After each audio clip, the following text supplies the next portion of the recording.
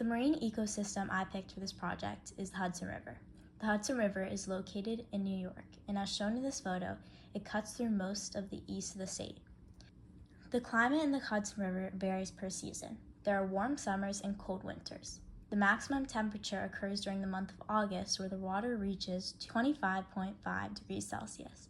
The minimum temperature happens during March, where the water gets to 2.5 degrees Celsius. The temperature definitely depends on the location. For example, the north of New York experiences much colder winters than the south. The area of water I tested was at 17 degrees Celsius. I ventured down to the Hudson River to find an access point where I could test the waters. This was proven to be actually very difficult because it was all gated off. So I walked up the Hudson River to about 96th Street where I saw some rocks where I could reach it, but it was all under construction, so I had to hop a fence, and I tested the pH, nitrate carbonate, and general hardness of the water. To do this, I dipped the strip directly into the water, swirled 2 times, removed the pad facing up, and compared the colors to the chart. I immediately read the GH and KH, and then waited 30 seconds, and then read the pH, NO2, and NO3. The results I got was for the pH, for the salt water, I got it was 6.5. For the freshwater pH, I got it was 7. For the GH, I got 180. For the KH, I got 80. And for the NO2 and NO3, I got both 0. I repeated this 3 times just so I was sure that my results were accurate.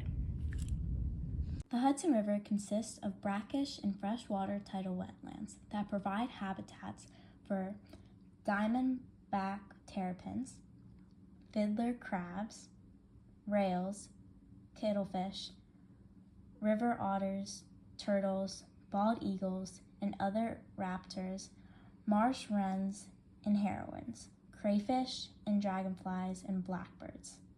There are shallows and submerged aquatic plant beds that support blue crabs, baitfish, ducks, osprey, striped bass, and American shad. The natural shorelines that the Hudson River has provides a vital transition zone between water and land, and is a habitat for sandpipers, land mammals, and a host of fish.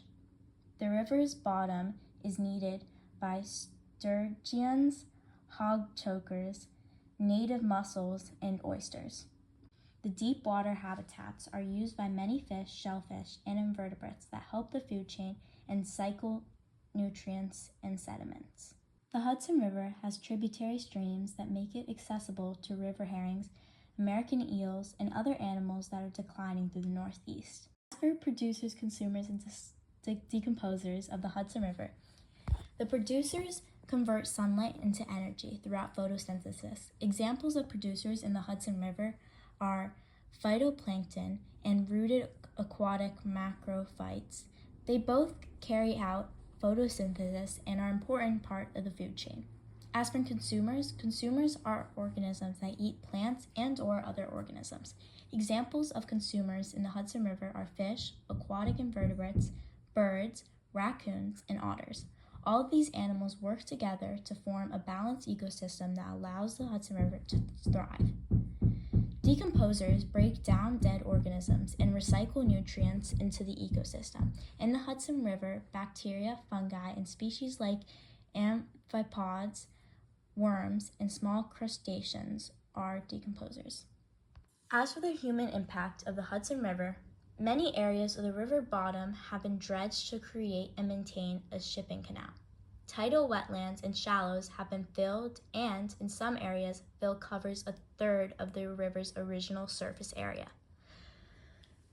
Nearly half of the Hudson shoreline has been straightened and hardened by human-made structures. Additionally, impacts from sea level rise and climate change threaten shoreline and shore communities where water may rise faster. There's also an issue of invasive plants that continue to threaten native species and their habitats. As for the history of the Hudson River, beginning in 1947 and continuing for approximately 30 years, the General Electric Company released more than 1 million pounds of PCBs in the upper Hudson River. Since then, ongoing discharges of PCBs have continued from sediments in underground sources. Over time, PCBs have contaminated nearly 200 miles of the Hudson River and beyond into New York/New Jersey harbor, making it the country's largest Superfund site. This caused a fishing industry worth $40 million a year to collapse. People are also now afraid to swim in the river or to fish to feed their families. Many communities face significant health consequences that continue to this day, including increases in nervous system issues, developmental delays, and certain types of cancer due to the water contamination. As I researched a campaign to raise awareness about this marine ecosystem, I found the organization Heal the Hudson. So their purpose is to spread awareness and advocate for the cleaning of the Hudson River.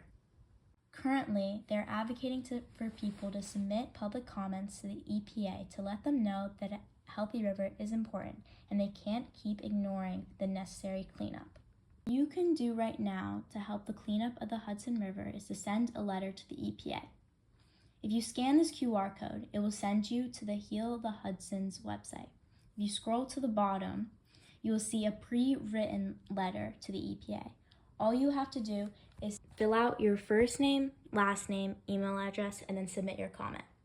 We have until November 7th of 2024 to submit all these comments to the EPA. This is an opportunity to advocate for the cleanup of a local marine ecosystem.